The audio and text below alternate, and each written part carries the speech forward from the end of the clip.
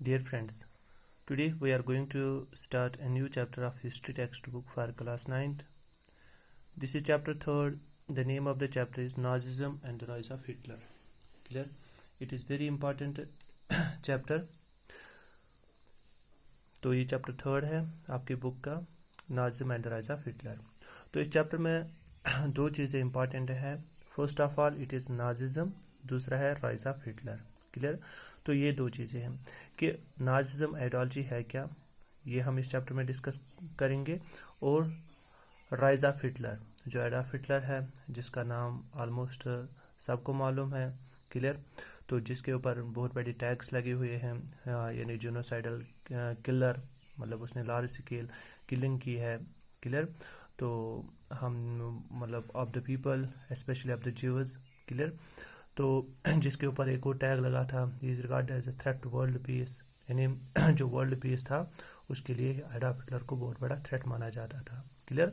And जो उसने crimes किए हैं, क्राइम्स अगेंस्ट ह्यूमैनिटी। क्लियर? तो ये टैग्स मतलब for these very tags this Adolf Hitler is known all over the world. Clear? तो और इसके बाद साथ साथ हम देख रहे हैं कि प्रॉब्लम्स ऑफ वीमर रिपब्लिक, कि वीमर रिपब्लिक की बर्थ कैसे होती है, और इस वीमर रिपब्लिक में क्या क्या प्रॉब्लम्स थी, तो वो हम इस चैप्टर में डिस्कस करेंगे। तो पॉलिटिकल कॉन्फ्लिक्ट्स क्या थे, तो इकोनॉमिक डिप्रेशन जो था, तो how these very things give rise to, how these very conditions give rise to Hitler. Clear? तो उससे मतलब कैसे राइज ऑफ हिटलर होता है जर्मनी में, क्योंकि जो हिटलर था he was from Germany. Clear? तो ये चीज़ें हम सब कुछ इस चैप्टर में डिस्कस करेंगे। तो आज का जो टॉपिक है हमारे लिए वो है first important topic, that is birth of Weimar republic. Clear? तो ये बर्थ ऑफ वेमर रिपब्लिक की बर्थ कैसे होती है, क्लियर, ये चीज़ हम डिस्कस करेंगे। तो बर्थ ऑफ वेमर रिपब्लिक से रिलेटेड जो चीज़ हमें यहाँ पे डिस्कस करना है वो है स्टोरी ऑफ फर्स्ट वर्ल्ड वार। तो इस पर हमें फर्स्ट वर्ल्ड वार पे जाना है। तो जो फर्स्ट वर्ल्ड वार था it was fought from 1914 to 1918, 4 साल तक ये वार रहा है। तो ये वार दो पावर्स के बीच में, दो ग्रुप्स के बीच में मतलब फाइट किया गया। तो वो दो ग्रुप्स क्या थे, एक था एलाइज ग्रुप, दूसरा था सेंट्रल पावर्स। क्लियर? तो एलाइज ग्रुप के साइड से जो कंट्रीज थी वो थी फ्रांस, ब्रिटेन एंड रशिया। तो इसके साइड में हम देख रहे हैं एक और कंट्री फिर यहाँ से ज्वाइन करती है 1917 में, दैट वाज यूएसए। क्लियर? तो यहाँ पे जो सेंट्रल पावर्स के साइड से जो कंट्रीज थी, जर्मनी, तो इसमें लीडिंग कंट्री जो थी जर्मनी थी, ऑस्ट्रिया हंगरी थी, और इटली थी। इटली भी इस साइड में थी, सेंट्रल पावर्स के साइड में। क्लियर? तो इन दो ग्रुप्स के बीच में फर्स्ट वर्ल्ड वार स्टार्ट होता है, जो 1914 से स्टार्ट होता है और 1918 तक रहता है, 4 साल तक रहता है। तो इसका क्या इम्पैक्ट रहता है जर्मनी के ऊपर, तो हमें यहाँ पे जो हमारा फोकस है वो है जर्मनी, क्योंकि हमें Nazism and rise of Hitler, तो ये नाजिज्म जो आइडियोलॉजी जो जर्मनी में इमर्ज हुई थी हिटलर के दौरान, क्योंकि हिटलर जो था वो जर्मनी का ही था, इसलिए हमारा जो फोकस यहाँ पर रहेगा वो रहेगा impact of first world war on Germany या बर्थ ऑफ वेमर रिपब्लिक। ये दो चीज़ें कैसे रिलेटेड है, impact of first world war on Germany तो या बर्थ ऑफ वेमर रिपब्लिक। जब हम इस नीचे मतलब जब हम इसको डिस्कस करेंगे तो आपको खुद समझ आएगा कि birth of Weimar Republic how it is related with impact of first world war on Germany. Clear? तो जब इन दो ग्रुप्स के बीच में वार होता है तो विक्टोरियस ग्रुप कौन सा होता है, फिर हम देख रहे हैं यहाँ पे कि विक्टोरियस ग्रुप जो होता है वो है अलाइड ग्रुप। क्लियर? तो allied group they emerged as victorious group, France, Britain and Russia, और उसमें 1917 में जो मैंने आपको बताया कि यहाँ से अमेरिका भी ज्वाइन करता है। तो this group emerged as the victorious group.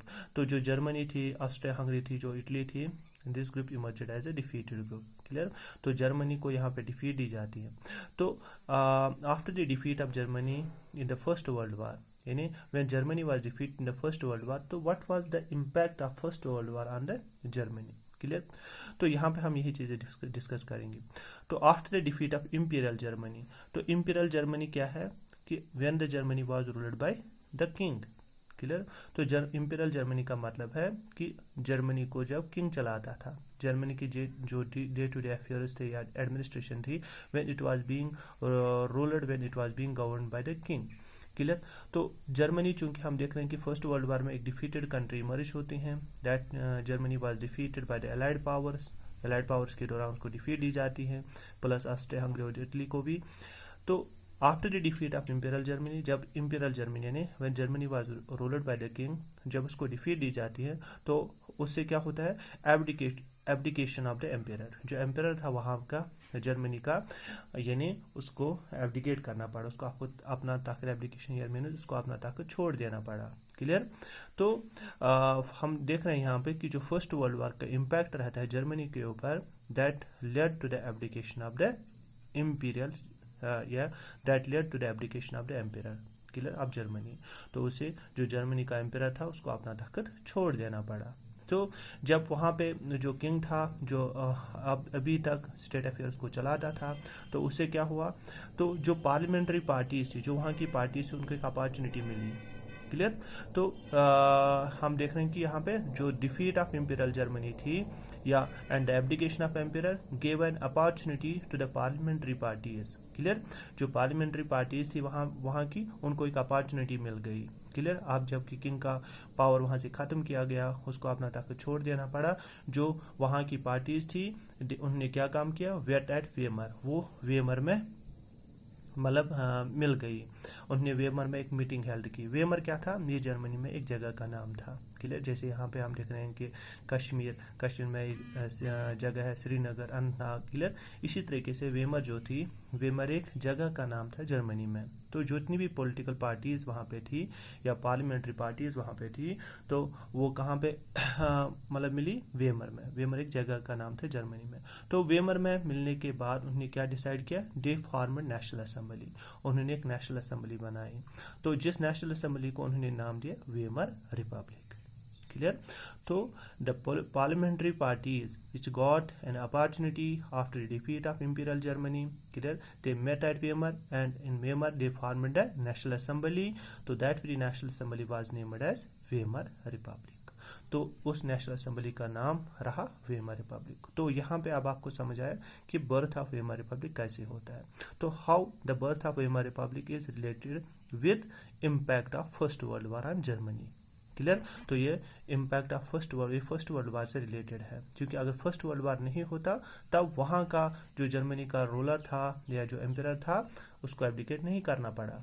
तो when Germany was defeated, clear, तो the defeat of Germany actually give rise to the Weimar republic. Clear. तो वहाँ पे वेमर रिपब्लिक बनता है। तो उस वेमर रिपब्लिक के बनने से वो क्या चेंजेस लाता है वहाँ पे, तो Weimar republic established a democratic constitution with a federal structure. तो जो नेशनल असेंबली वहाँ पे बनती है या वेमर, जिसका नाम था वेमर रिपब्लिक, तो उसने आके क्या काम किया, Weimar republic established a democratic constitution. तो उन्होंने वहाँ पे एक डेमोक्रेटिक कॉन्स्टिट्यूशन को बनाया। Democratic constitution means where everybody has the say, where everybody is going to cast his vote in the election, where everybody is going to elect his representative. Clear. तो ये democratic constitution का मतलब है with a federal structure. तो उसके साथ साथ कि फेडरल स्ट्रक्चर मीन जहाँ पे डिस्ट्रीब्यूशन ऑफ पावर्स होगा बिटवीन सेंटर एंड स्टेट्स, जहाँ पे स्टेट्स को भी टू सम एक्सटेंट ऑटोनॉमी दी जाती। तो वेमर रिपब्लिक ने जर्मनी में कॉन्स्टिट्यूशन, डेमोक्रेटिक कॉन्स्टिट्यूशन बनाई, और जिस डेमोक्रेटिक कॉन्स्टिट्यूशन का क्या स्ट्रक्चर था, फेडरल स्ट्रक्चर, वहाँ पे स्टेट्स को भी कुछ ऑटोनॉमी दी गई। क्लियर। तो ये वहाँ वेमर रिपब्लिक बनने के साथ ही पहली चेंज हुई। तो उसके साथ साथ में दूसरी change, deputies were elected on equal basis and universal votes in the German parliament or Reichstag. तो उसके साथ साथ कि वहाँ पे डिप्टीज को इलेक्ट किया गया पार्लियामेंट के लिए, जिस पार्लियामेंट का नाम था जर्मन पार्लियामेंट, उसका नाम था रेजिस्टैग। क्लियर। तो रेजिस्टैग वाज द जर्मन पार्लियामेंट। तो उस पार्लियामेंट के लिए वहाँ पे डिप्टीज को इलेक्ट किया गया, लेकिन that very deputies were elected on the universal votes, universal alter franchise. Universal alter franchise में हर एक पर्सन को वहाँ पे वोट दिया गया। क्लियर। मतलब ऑल अडल्ट्स इंक्लूडिंग वुमेन को भी वहाँ पे राइट टू वोट दिया गया। जो भी अडल्ट्स थे वहाँ पे, तो उनको इक्वली ट्रीट किया गया, हर एक पर्सन को राइट टू वोट दिया गया। तो उस राइट मतलब by giving the right to vote, तो उस राइट टू वोट पे उन मतलब जो सिटीजन थे जर्मनी के, उन्होंने अपने डिप्टीज को इलेक्ट किए पार्लियामेंट के लिए। क्लियर। जिस पार्लियामेंट का नाम था रेजिस्टैग। लेकिन जो ये वेमर रिपब्लिक वहाँ पे बना, however Weimar Republic was not received well bye it's people. लेकिन जो लोग थे वहाँ के जर्मनी के, उन्होंने उस वेमर रिपब्लिक को वेलकम नहीं किया। Clear. They did not receive it well by the people. उन्होंने उसका मतलब अच्छे से वेलकम नहीं किया, अच्छे से खुशामदीद नहीं किया। क्यों नहीं किया तो वो हम नेक्स्ट टॉपिक में डिस्कस करेंगे। क्लियर? तो I hope that you have got this video. अगर आपको कहीं पर कोई डाउट लग रहा है तो आप मुझसे पूछ सकते हैं। Thank you.